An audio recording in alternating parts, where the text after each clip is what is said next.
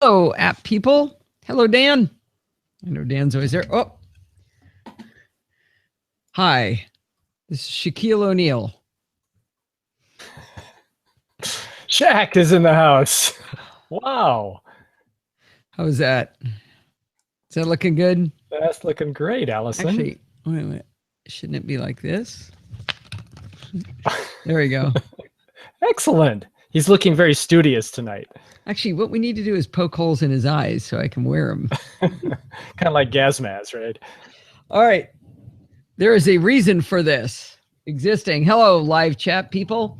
We have, let's see, Donald and Steve and Kevin. I don't know if Donald's ever actually here, but he's always in the list. And Dan and Doug. Honda Bob's here. Hey, Honda Bob. Hope your bronchitis feels better. James Reb and Dorothy and Mistletoe. Rose and Sandy. And for some reason, Steve's in the show again twice. All right. So James Reb, have you been here before? Welcome back if you have been, if we just forgot your name, and welcome for the first time if it isn't. Steve, what am I drinking? That would be a Ballast Point Longfin Lager? Longfin Lager, yes. All right, and we've got a Ballast Point Sculpin pint glass just in case we got it all set here. All right. Whoever's in purple, mistletoe. Mistletoe, is that George? It's the state flower of Oklahoma, so that might be. And Mr. New is back in. Wait, why does Mr. New think nothing's going on? Talk to David there, Steve. Matt Clarker's here. All right, let's do a little sound check here. Make sure you guys can hear the recordings. I got a cat playing down here. That's always good. Hi, this is Allison Sheridan of the NosillaCast podcast, hosted at podfeed.com. All right, let's see if you guys can hear that. Hi, this is Allison Sheridan of the NosillaCast podcast, hosted at podfeed.com. That sounds quiet to me. I can't hear you, Steve, if you're talking. The music is nice and loud. Did that sound quiet to you too? The voice is a little hard to hear over the music. It's not loud enough. Well, I just deleted it. Okay. Sounds quiet to me. Let's see. Hi, this is Allison Sheridan of the NosillaCast podcast, hosted at podfeet.com. Hi, this is Allison Sheridan of the NosillaCast podcast, hosted at podfeet.com. That's good. All right, we won't mess with it. It's the same as previous week, so right about there. I'll back you up just a smidge. Start right there. All right. Brett made it in under the wire. All right. Sounds good. Oh, Shy's here. Hi, Shy. All right, let's go ahead and get started. We got a ton to do today. Oh, that outro music is going to confuse me. All right. Oh, actually, it won't bother me. Hang on. Here we go. Hi, this is Allison Sheridan of the NosillaCast podcast, hosted at podfeet.com, a technology geek podcast with an ever so slight Macintosh bias. Today is Sunday, January 31st, 2016, and this is show number 560. This week's show is going to be crazy fun. We've got rants, we've got interviews, we've got capitulation, and we've got reviews. Well, over in Chit Chat Across the Pond this week, I asked Dave Hamilton of the Mac Geek Gab to join me to talk about the effect that it would have on us if the rumors are true and Apple ships the next iPhone without an analog headphone jack. Now, this is not going to be a hand-wringing, oh no, what are we going to do, fearful episode. Instead, we discuss what digital versus analog actually means and get into the nitty-gritty of how audio is encoded and decoded so that we can hear it. I had a great time learning from Dave, and I think you will too. Now, remember, you need to subscribe separately to Chit Chat Across the Pond in your favorite podcatcher, or you can follow the link in the show notes to just this episode. All right. Ooh, I nailed it. I like that. Okay. And I'm going to go to right here. I need to bring up. I'm going to do my rant kind of off the cuff because I wanted it to be organic. How's that? All right, where is my... No one does an organic rant like you, except maybe Molly Wood. Yeah. All right, let me preview that one. All right. Here we go.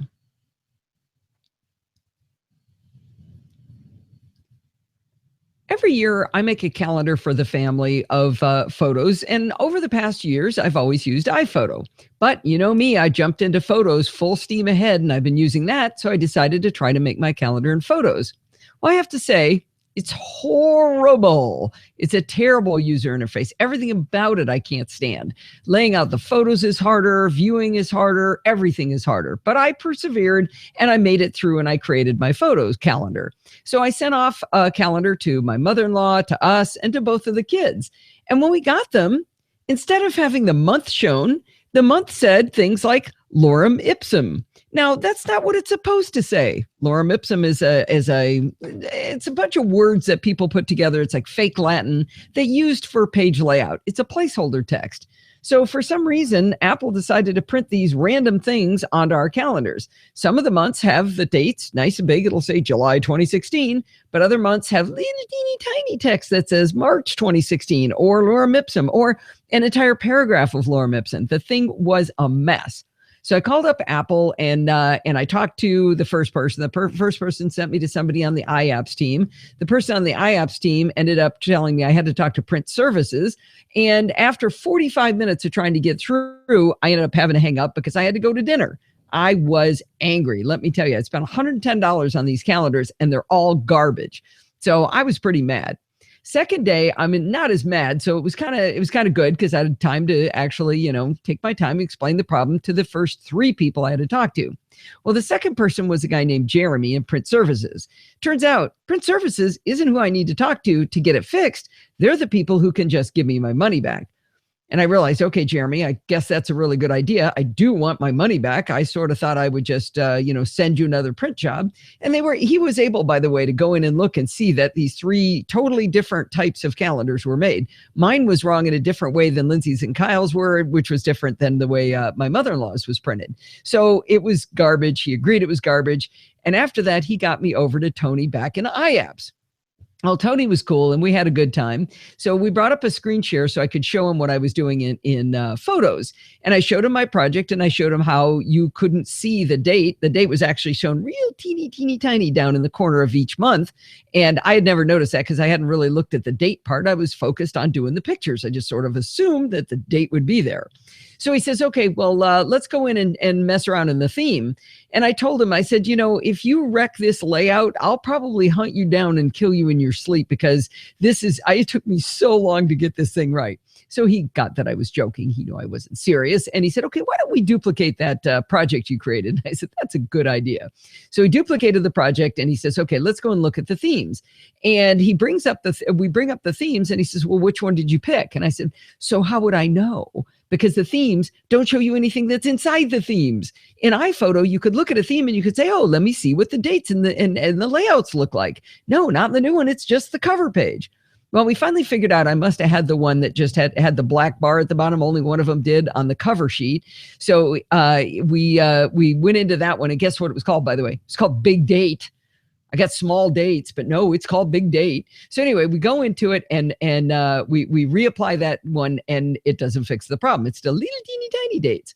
So he says, okay, well, let's switch to something else and switch back. So we switch over to Lola and we switch back and it doesn't fix it. So he says, okay, well, let's make a whole new project and let's see what happens if we pick Big Date. We do that and Big Date looks fine. Big dates on Big Date. Who knew? So he says, at this point, I hear him starting to pause as we're talking. And remember the part where I said he was a dead man if I had to lay out all those photos again. So he says, can you open up the Mac App Store for me? And I said, sure. And so I bring up the Mac App Store and he says, okay, let's look at my purchases. I said, all right. And he says, do you see iPhoto in there? And I am not catching on to what he's doing at this point, but he says, is iPhoto in there?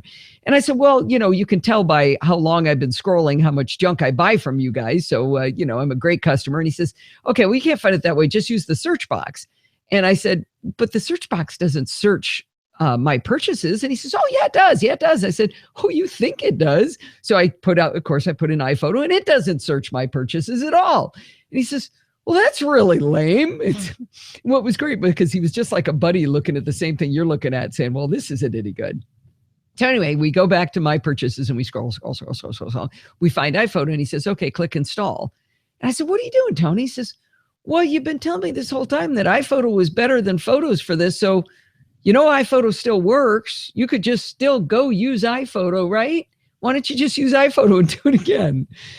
And I realized there was a certain amount of logic in that. And he says, it's a new project. Clearly, this is not working the way it should. There's some bugs in here. Oh, I should have mentioned partway during when he was demonstrating, when he was doing it alongside with me on his machine, Photos locked up on him, which it had done on me. Oh, and I also forgot to tell you, I created a whole nother separate library. So this isn't my, 60,000 photo library. This photo library only has like 100 photos in it, just the ones I want to make the calendar out of. So there's no excuse for it locking up at all.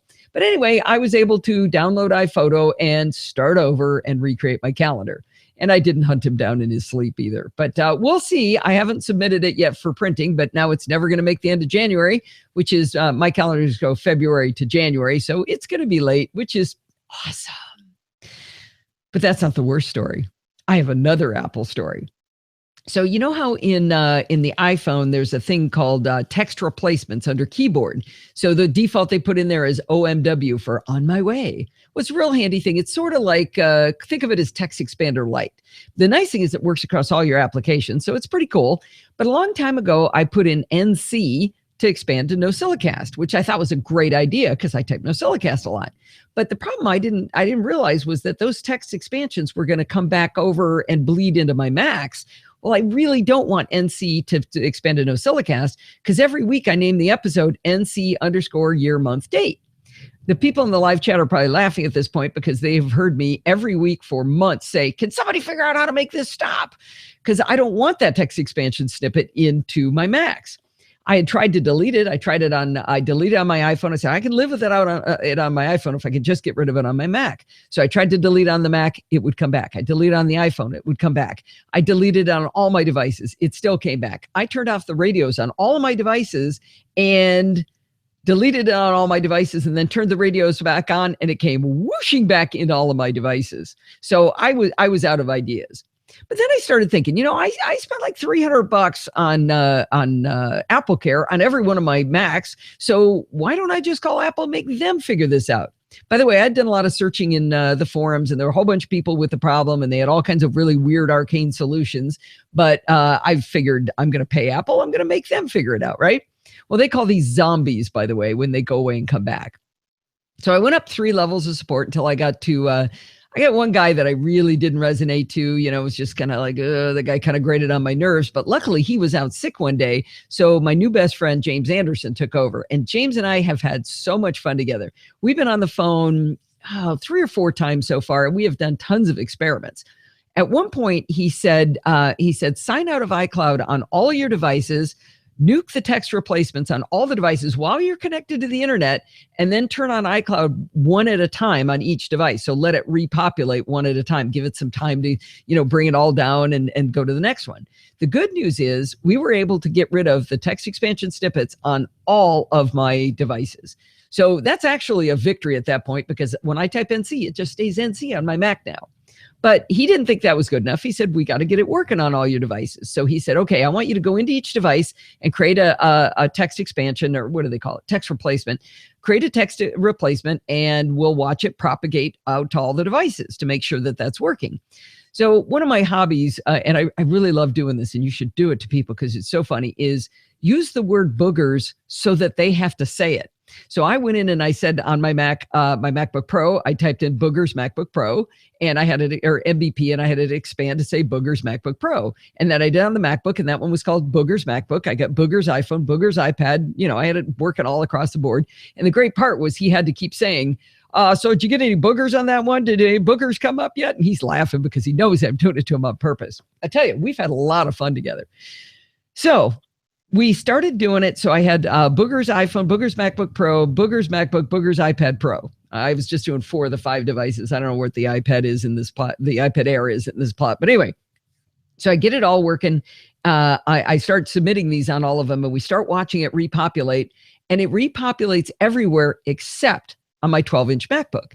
So the iPad Pro is talking to iCloud. So is the iPhone. So is the MacBook Pro.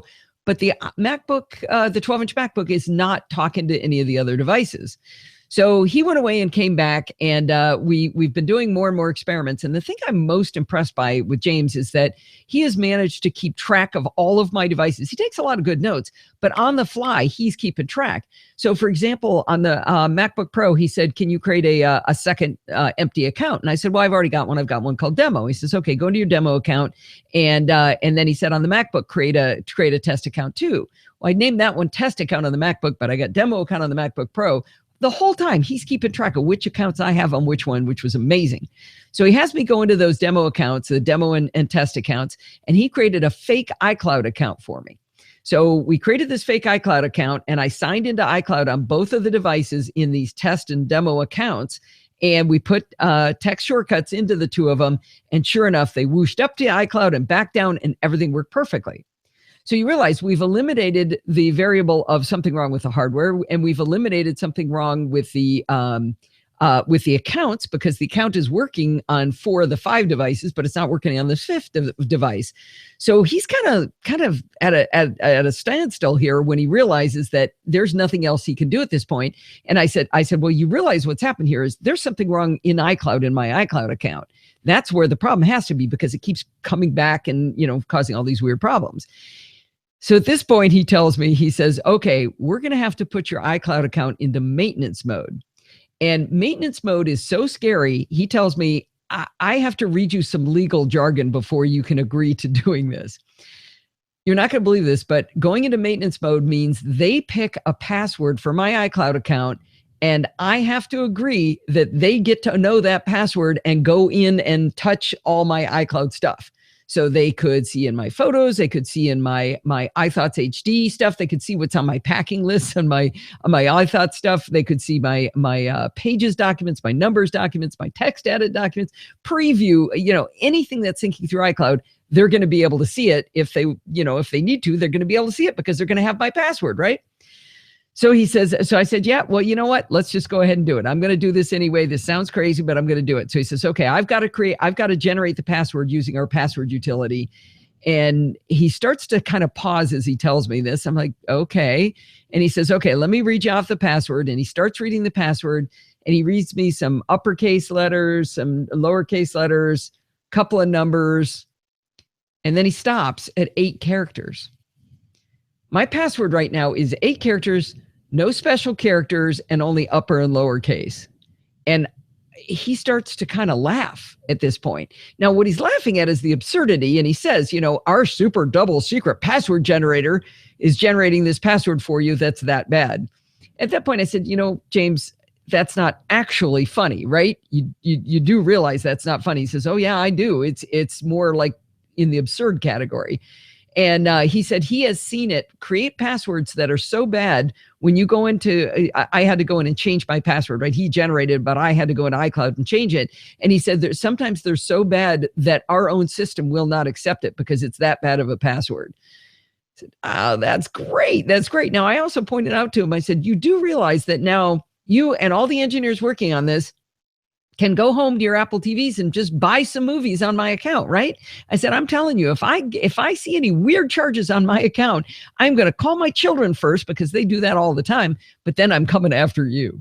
So we don't actually have a solution yet. He said hopefully it'll be, by the end of the weekend, he said, but it's the end of the weekend now. So maybe tomorrow I'll be allowed to have a good password. The thing I will say is James was wonderful. James is knowledgeable. James was really, really good at his job, but not having been able to fix it is a little bit scary. And I think I'm going to have to admit that maybe Apple isn't perfect at this iCloud stuff yet, at this whole cloud thing.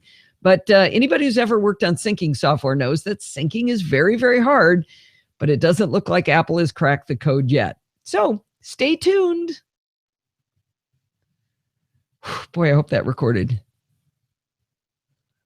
All right. How long was my rant? It was 14 minutes, Steve. Steve is asking me.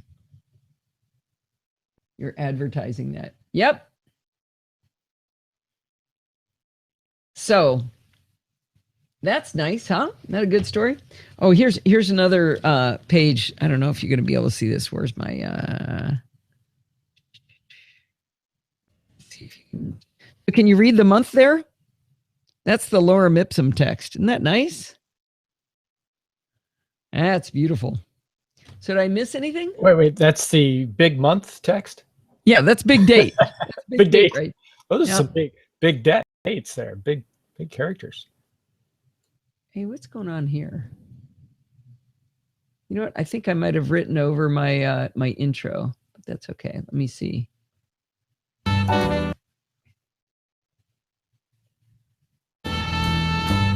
Hi, this is Allison Sheridan. Okay, no, it's just really there we go. It's just where I cut in here. Let's see. Let me hide this. I just got to check my intersection there. I miss anything in the chat room, Steve? This episode. Every year I make a calendar for the it sounds like one password, but not as secure and complicated. Or yeah, it's good. I sent him a link, by the way, to xkpasswd.net. Maybe I should mention that.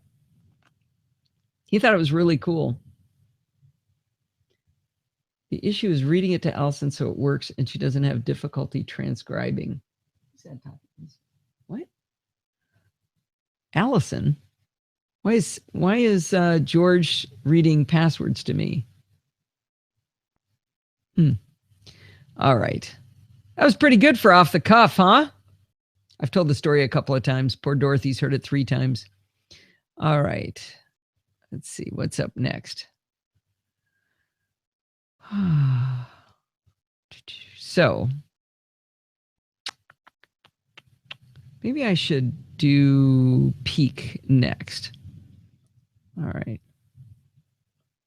I'm going to go with that next.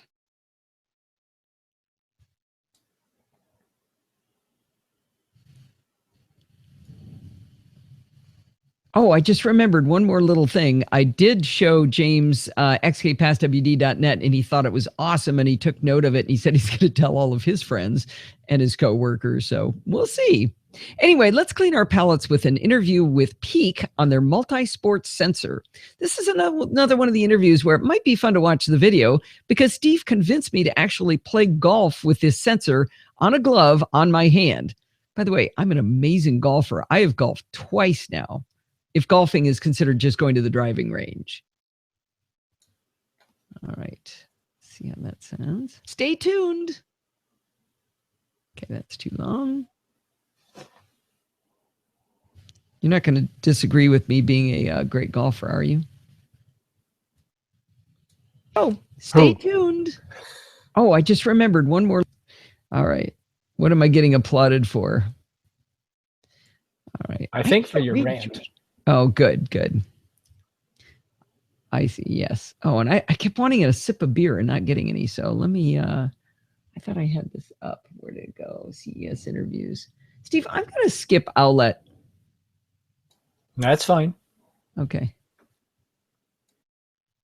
We posted the video of Owlet and then somebody posted a link to an article that basically said that those sensors are not real. I think that was George. Was it George? Yeah. Yeah. That was really interesting, George.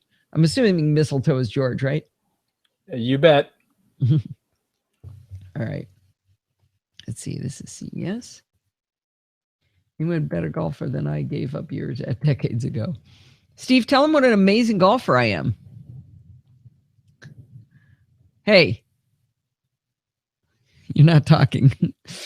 All right, let me go ahead and start this. See how it sounds. It's considered just going to the driving range. All right, this is Steve's fault. I am in a golfing booth with Vincent Mons from Peak. Absolutely. And I have been to a driving range twice in my life, so of course I am awesome at this. So he goaded me into finding out, what am I going to find out if I go into this booth with you? We will analyze your motion. We will analyze the way you do your golf swing. We will analyze 3 things mainly. All right. Now I'm going to go back up and be me. Let's see, right there. All right. So I need to go. Bad news. Dorothy said no, I didn't have to feel bad though. All right. All right. There you go.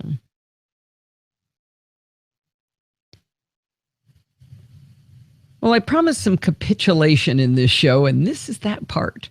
One of the dangers of asking people's opinion before you make a decision is there's an expectation that you'll take those opinions into account. A while ago, I asked you whether you would lose all respect for me if I created a Facebook group for the Nosilla Castaways. We got a ton of comments over on podfeed.com, and I really appreciate the feedback. Opinions I heard included, over my dead body will I get a Facebook account? And no, that wasn't just Bart who feels that way. Several people had that opinion. Another group of people said, I joined Google Plus just so I could play in communities, but I often forget to go there. A bunch of people said that. Bart suggested the danger that if I divide the community in two by having Facebook and Google Plus, we would be left with less than half a community. Others expressed the same concern. It was suggested by a few that having a dedicated platform that wasn't on any of these services would be the right way to go. Some people were worried that having both communities would be too much work for me. There were many people suggesting that resistance is not futile and that I should look to Locutus for inspiration. Well, I'm really happy so many people helped me noodle this, and I'll give you my thoughts on this in no particular order. Well, first, let's start talking about less than half a community. You know I love Google Plus and that our community there is strong and active and fun. However, the fear of less than half a community is unfounded.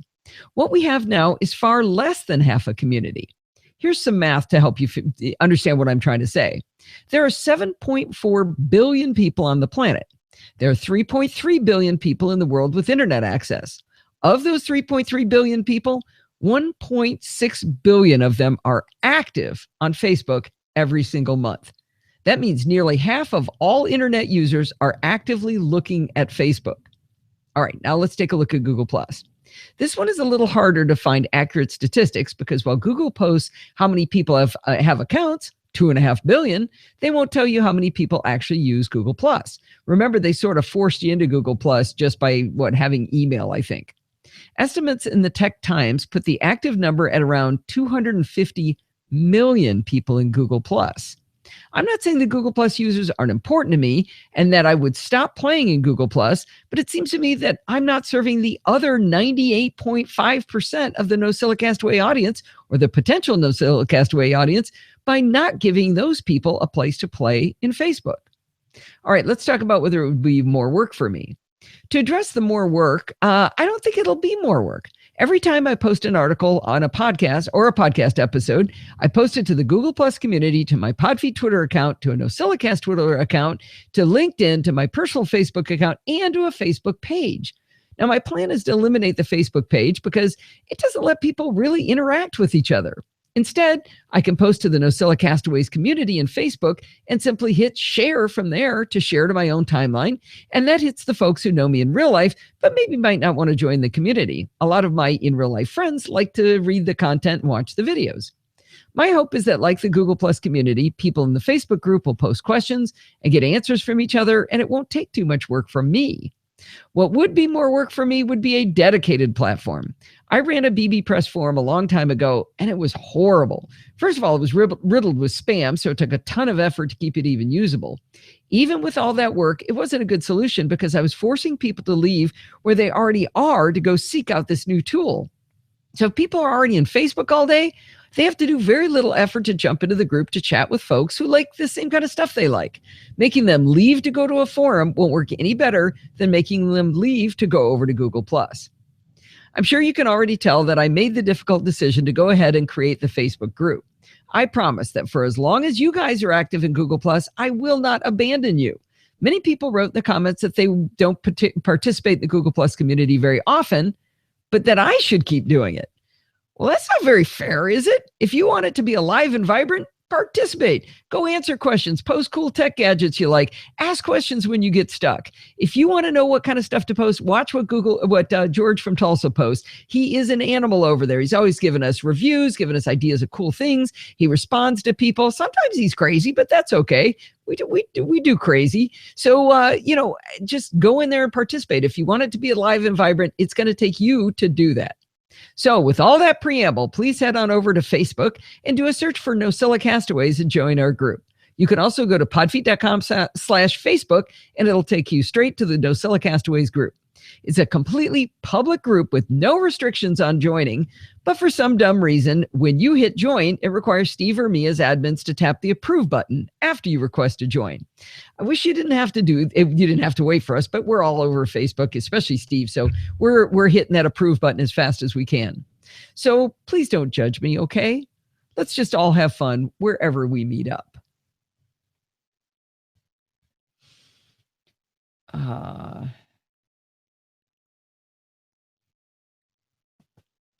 Yeah, Kevin says Facebook is like the AOL of old days. Yeah, it really does. What the heck? Oh, no, that was right. Let me check that change over. But, well, I promised some capitulation. All right. So what was next? This is more work the way I do this now. No, not that one. Not that one. This one. I found a bunch of typos in that Facebook post, Steve. The word "that" is sitting on its own at the end of a sentence after a period. I thought you checked these. Uh-oh. Quality Control Director Steve may be looking for a new job here. I'm thinking. All right, so now we're going to go to Bridge iPad keyboards. All right, I'm just going to drop this one in. Joan Rich. Hello. I don't think I've seen Joan Rich before, have I? Hi, Joan Rich. Do we know who that is, Steve? Wait, Mistletoe saying, those of us who don't do Facebook will never see what happens there. How about printing out your pages and posting to Google Plus or your blog? What? You want me to print it? Uh-oh. Amadeus is locked up. Uh-oh. It's not saved. So I think, yes. I think George should know that anything you put on your Facebook page, you're going to be putting on your Google Plus page. The one thing that they may not see. Posting like of events and stuff. Yes. Yeah, or blog posts or any happening. But what they won't see is interaction between the Facebook members on Google Plus. Right, including me. But it's the same way for the people on Facebook. They don't get to see what George posts in Google Plus either. Correct. And you're not going to, but you yourself won't be generating new content on Facebook that they would not see on Google Plus. Correct. Right? Correct. If I do a blog post, it gets posted both places. And I said that. Yeah, okay. I already said that, right? You know, you could make a Facebook account, make a private and only friend NosillaCastaways. That's interesting. But Facebook would still have your information, and you can't do a fake name. Actually, I bet you could. They only give people a hard time if somebody complains, I think. Have fun wherever we meet up. Oh, that's weird. Okay, so I'm walking. That is really weird. I just saw her walk by behind you. She was just on your table, and all of a sudden she jumps. She's making the rounds. I think she wants her camera time, is what she wants. She does. Hey, come here. Oh, Tessa's coming over. All right, Tessa. Yep, we love you too. Facebook is locked. I can't read George's name. That purple on black. I need a new theme here. Okay, what's this next one? Yeah, I think I'll just jump in. Where does that go? Okay. Let's just all have fun wherever we meet up. By the way, I forgot to warn you guys. We've been having a lot of wind, and my power jumped on and off a couple of times. Just some quick little glitches. My UPS kicked in, but just in case I disappear, then you will know why. And wherever we meet up.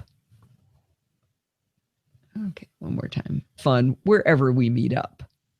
Okay, so I'm walking by this booth and I see the cutest thing I've ever seen in my life. I'm with Nicholas Smith of Bridge, BRYDGE, and he's got, you go ahead and describe it. So this is the perfect other half to the iPad mini. There are plenty of plastic keyboards out there. You got to see those Bridge keyboards. They're so cute. They're adorable. Adorbs, I tell you. All right. Okay, it's time for hands-on with Ring Video Doorbell. Here we go. This one's going to be long. So anybody who was late, I'll do the whole thing looking at this. No, I think you need to do the whole thing behind that. Behind that?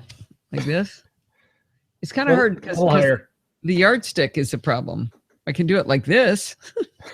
The yardstick doesn't fit in between my desk and my chair. I can do it like that. All right. That's a 0 cents. I sense the Ring doorbell blog post is coming up. Yep. Can you tell? Really? Steve, get a screenshot quick. Did you get it? Got it. Oh man, that's good stuff. I'm telling you, you just don't get this on other shows, All right. That was funny. Made me laugh anyway. All right, here we go. Steve and I had far too much fun setting up and testing the Ring video doorbell from Ring.com. Because it was so much fun, I have way too much to say about it. I'm going to break this review down into segments that perhaps will help you understand the bits you care about. And if you read or listen long enough, you'll learn why we had to buy a Craftsman wood router in order to install our Ring video doorbell. Oddly, in this review, I'm going to start with the bottom line, then I'm going to back into the problem to be solved, and then I'm going to follow that by usage, and then by setup and troubleshooting. Installation is where I really start to ramble around, so we're going to do that last. All right, bottom line, the Ring video doorbell is really, really cool. It solves real problems and it only costs $200. Buy one. My Amazon affiliate link is in the show notes. All right, let's make sure we have an idea of what problems the Ring should solve before we dig into how well it worked for us. If you had a device at your front door that provided video to your smartphone, you could answer the door without disclosing whether you were at home. You could also pretend to be changing the baby even though you were actually in Italy. If this device also recorded video when someone stole a package from your doorstep, you might be able to help the police check the catch. Okay, you know what? I haven't liked any of this. I'm starting this over. Boom. All right, let's get to this end.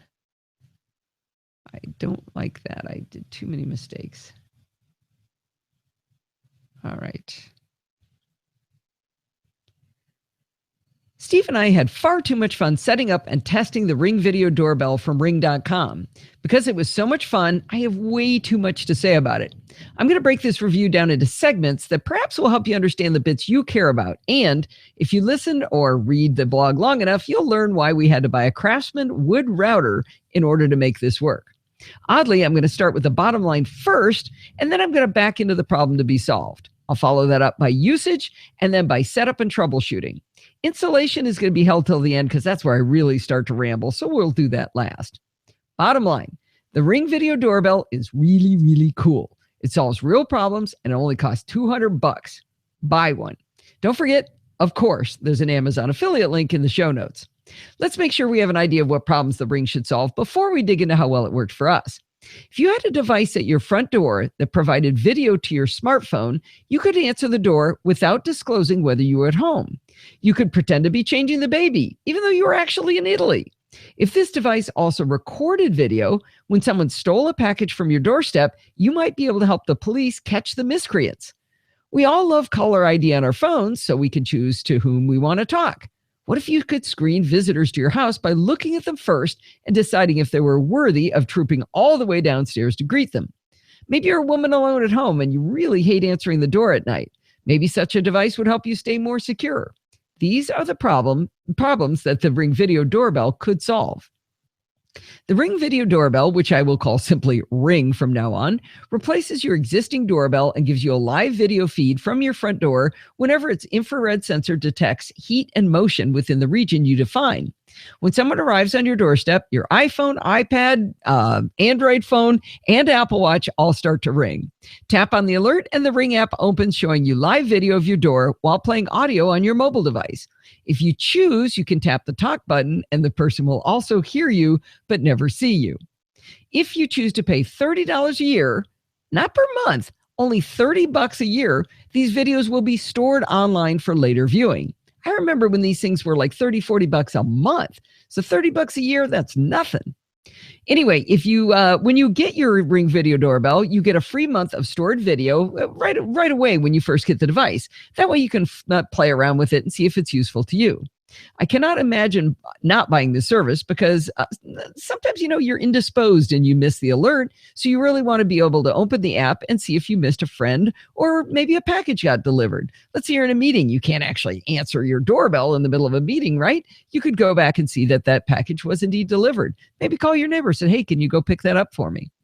Ring operates off of an internal battery that they say lasts 6 months between charges.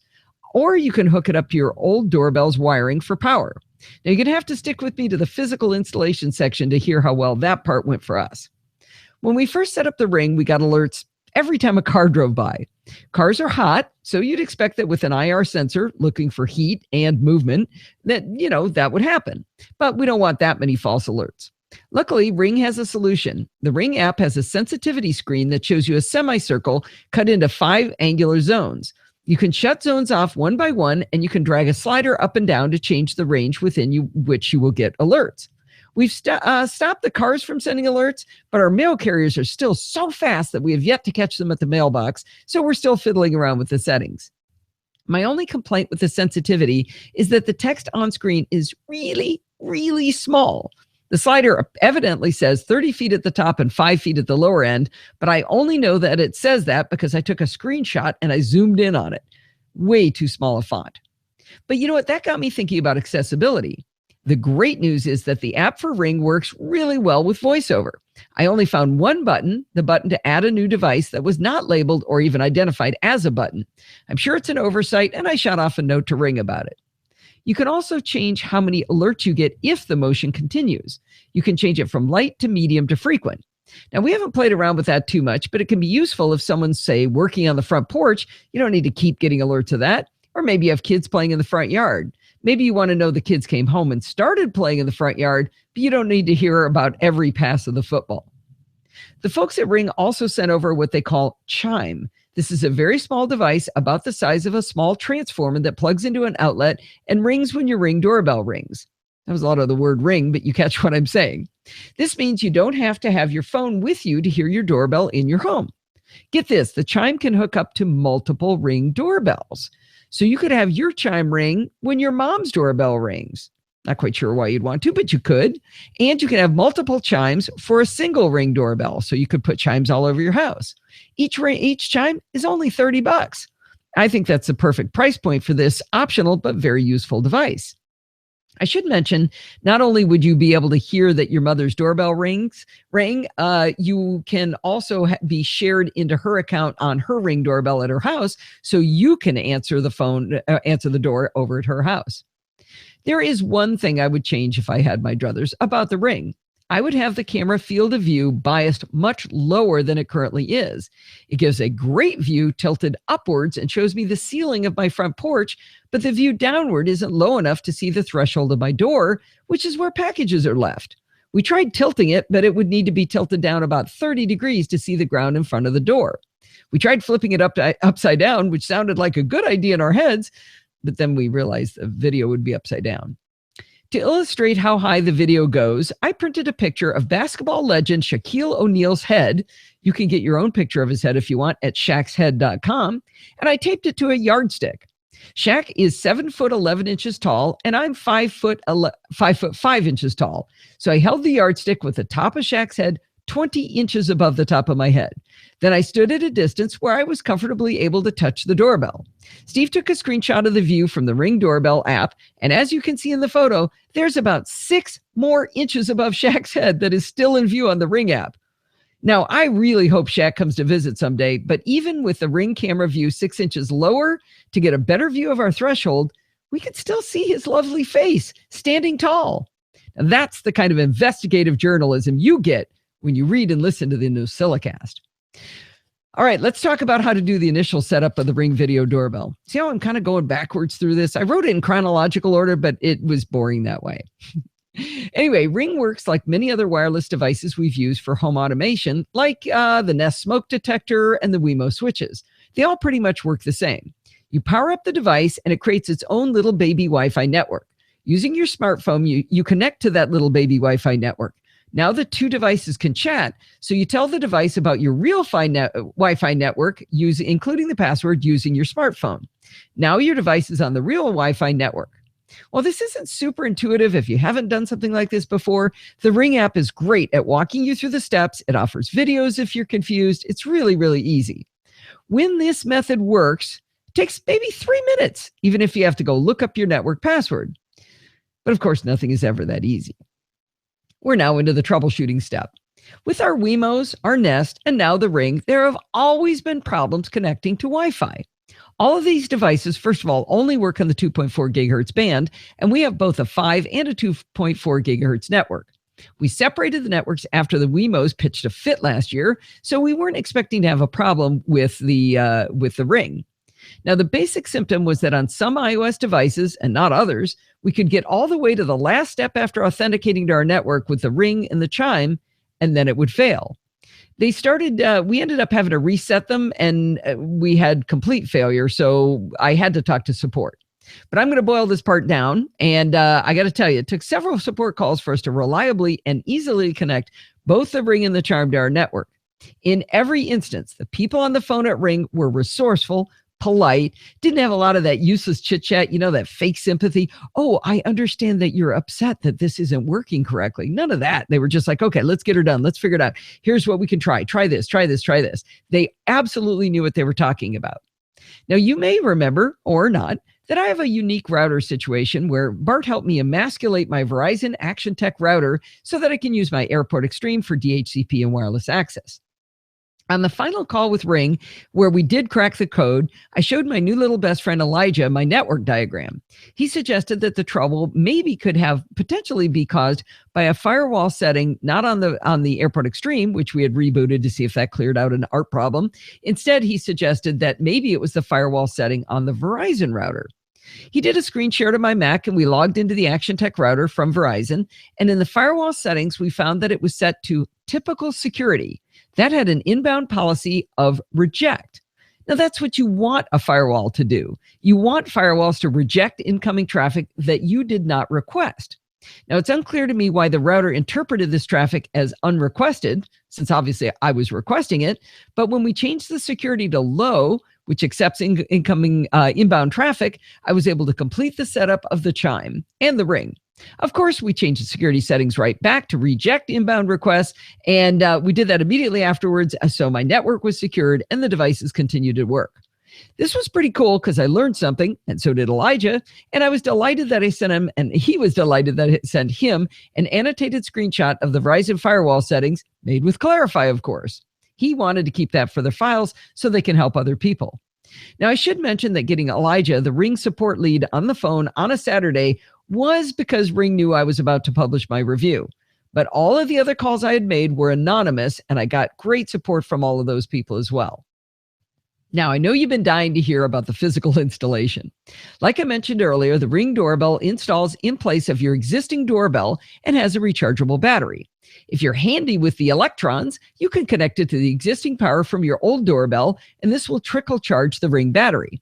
The requirement, though, is that you have between 8 and 24 volts AC available at your doorbell. In our case, we have a fancy schmancy 1990s intercom system. So the doorbell rings throughout the house, but at the doorbell, we only had DC power, not AC. Now, I'm not going to go into the details about how Steve eventually was able to get AC to the front door. He talked to Ring on the phone a lot too and got some pretty good support. But I can tell you that if it had been me, I would have left it alone on battery. He's the electrical engineer. I'm the mechanical engineer. Anyway, like I said, he had a few successful calls to Ring as well, and he was able to get it to work. So we now have our battery charging, so we don't have to take it off and charge it once every 6 months on the micro USB. So to install the Ring, you first mount a faceplate to the wall, and then you slide the Ring onto the faceplate and tighten two teeny tiny little 6-point torque set screws to secure the faceplate. We ended up having to use my iFixit kit on this part because we had a ledge in the way. So the screwdriver that they gave us from Ring was too long, so we couldn't really get into that. But we were able to secure it in the end. Now, a lot of people ask me, well, what if somebody steals your Ring video doorbell? Well, let's think about this. First of all, you would have a video of them doing it to show to the police. Second, it takes about 10 minutes to undo those screws, and they'd also have to be packing that really unusual tool. Finally, if they were successful, Ring will simply give you a new one if anybody ever steals yours. They told me that. It's in the literature, and they told me that on the phone. In the setup, by the way, I forgot to mention that they show you a map of where they think the ring is being installed with your exact address. So you put in your exact address if it doesn't guess correctly. You put it into the setup. I asked Ring why they did that, and they said if they see the ring being installed at a different physical address, they simply shut it off. So, yeah, don't worry about your ring being stolen.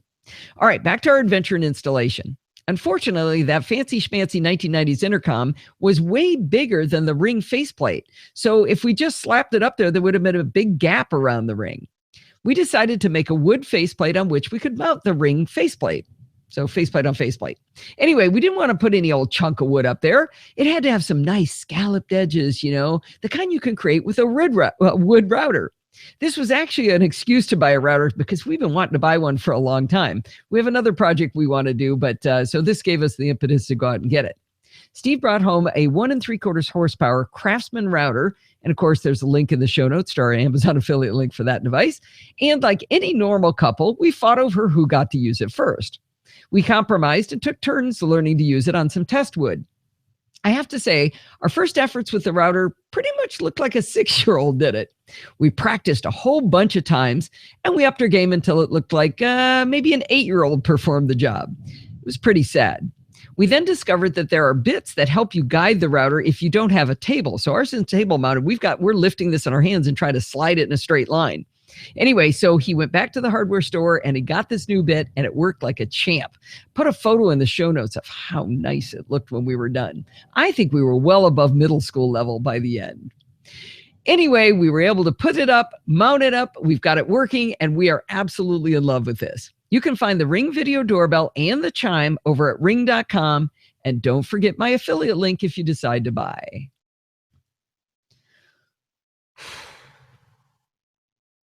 There we go. All right. That was a long one too. Up to 27 minutes.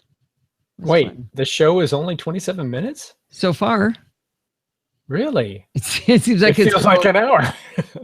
Uh-oh. All right. Thank you very much, Nicholas. Thank you so much. Cheers. Steve and I had fun. Whoa. That was too close. That's why I go check those. I guess it's because you had more live this time. Yeah. Fewer recordings. Yeah, I'm going to do 4 in the end, but. Cheers. Steve and I had far. Very much, Thank Nicholas. you so much. Cheers. Steve and I had far. That's a rough transition, isn't it? Oh, well. Who said good job? Oh, Mistletoad. One of Darwin. My friend's son called mistletoe when he was a little kid. So I always call it mistletoe. Okay, I got to get going here.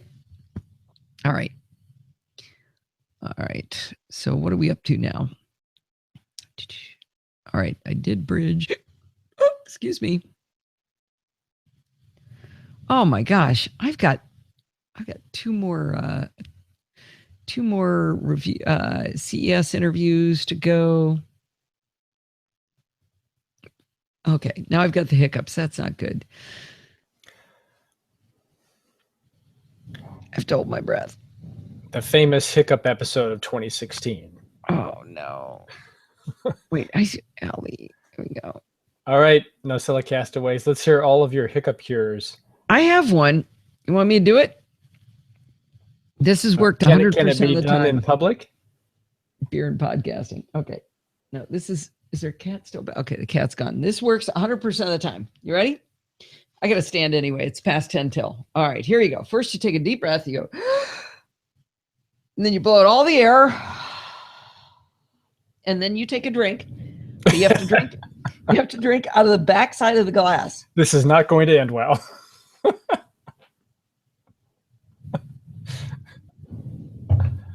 I'm glad you didn't do that over your keyboard. Okay. Let's wait and see. Spoonful of sugar. I didn't have to go get sugar. Is it gone? I think they're gone. Let's see. Forget my affiliate link if you decide to buy. All right, we're already being goofy here with Dimitri Kosko at IC Realtek, and you have an interesting looking camera mount. All right. I haven't been introducing all of these. Is that okay? It's a little sketchy. All right. I've got another review for me. This could be a long show. You guys didn't plan on this much time.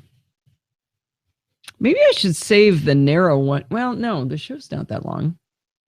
No, wait a minute. Is it 44 minutes long? The show's 45 minutes already.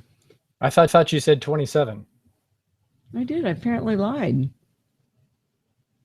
Must have been 27 minutes I just talked.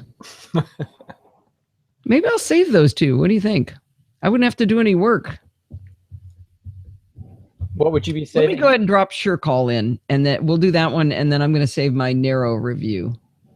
Narrow. Oh, narrow. Right. Yeah. All right. What was that one? That was that spherical camera. No. Sure Call was the but I mean the one I just finished. I meant. Let me try this. I know 360 cameras, or as they're correctly called, 4-pi steradian cameras, are all the rage. But I thought that one looked really cool. All right, we're going to end up with, let's do one last interview from CES. All right, how's that sound? I know. Thank you very much. Thank you for your time. I know 360 cameras, or as they're correctly called, 4-pi steradian. Okay, we'll drop this in.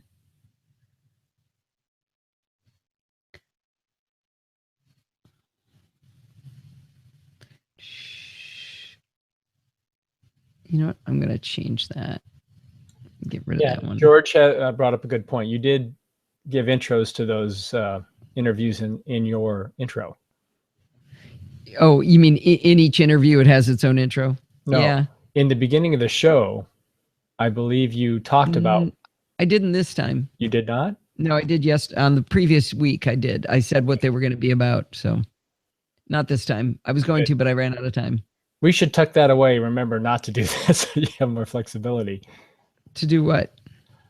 Not in advance to say which interviews you'll be doing, so you have more flexibility during the show. Right. Well, I didn't this time, so that's okay. So I'm okay. That's a good idea. All right. Well, I know 360 cameras, or as they're correctly called, 4-pi steradian cameras, or spherical cameras, called spherical cameras. That would work too. You don't have to be that nerdy. Anyway, I know those are all the rage, but I thought the one from IC Realtek looked really cool. I don't know if I'll ever get around to saying this is my Ollie camera, but I think it works.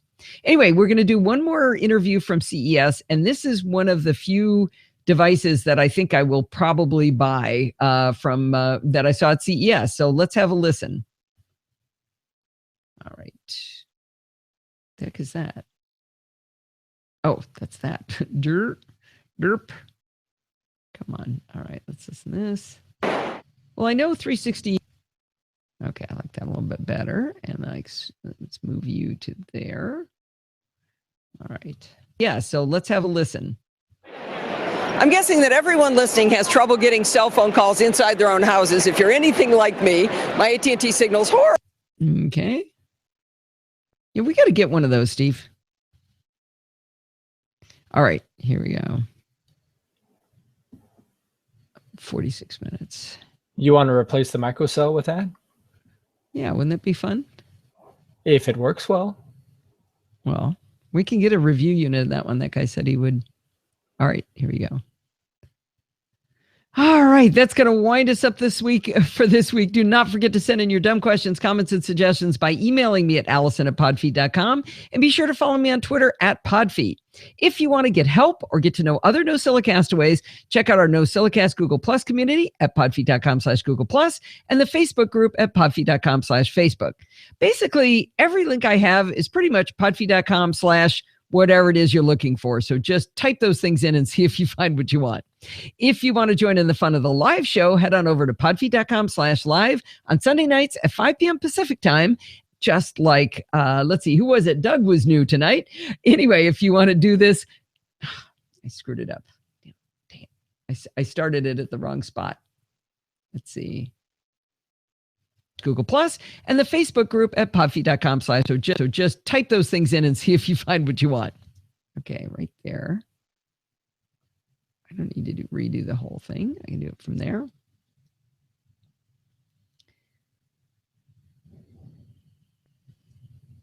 If you want to join in the live show like Doug did this week, head on over to podfeet.com/live. See that pattern? On Sunday nights at 5 p.m. Pacific time, and join the friendly and enthusiastic NosillaCastaways. Thanks for listening and stay subscribed. All right. Oh, Linda could get into the chat room. Oh, poop. That's not good. Yeah, I tried it, and the NosillaCast live page chat room was not working. Oh. Yeah, we need to check that. Did you get a hold of Donald, or what wasn't working about it? No. Not the Borg chat. The chat room that you enter, there's no chat room facility in the NosillaCast live page now. It went away.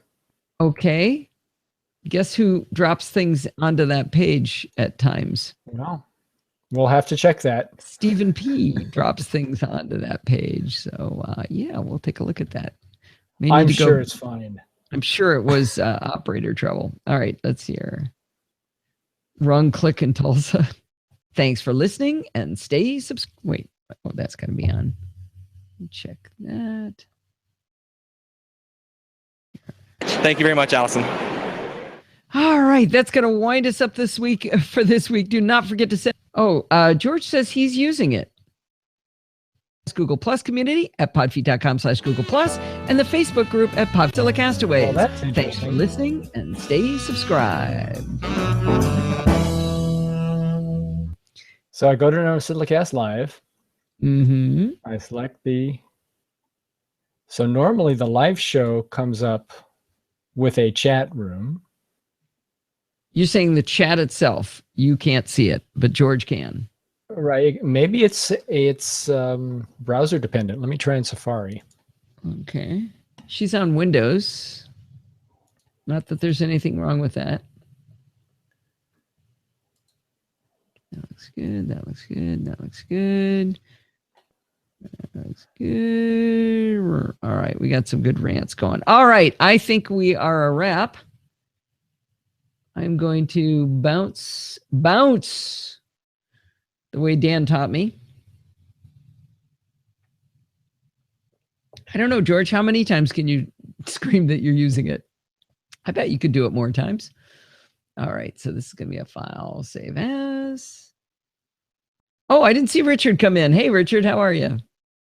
All right. That should be, let's see, 2016.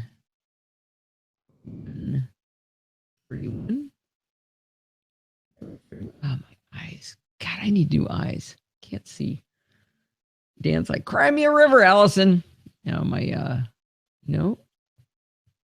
Interesting. So I get the chat on Safari, but not Chrome. Huh. Loud noise. Joan Rich is doing it too, and she's doing it from Chrome. You can't get it in Chrome?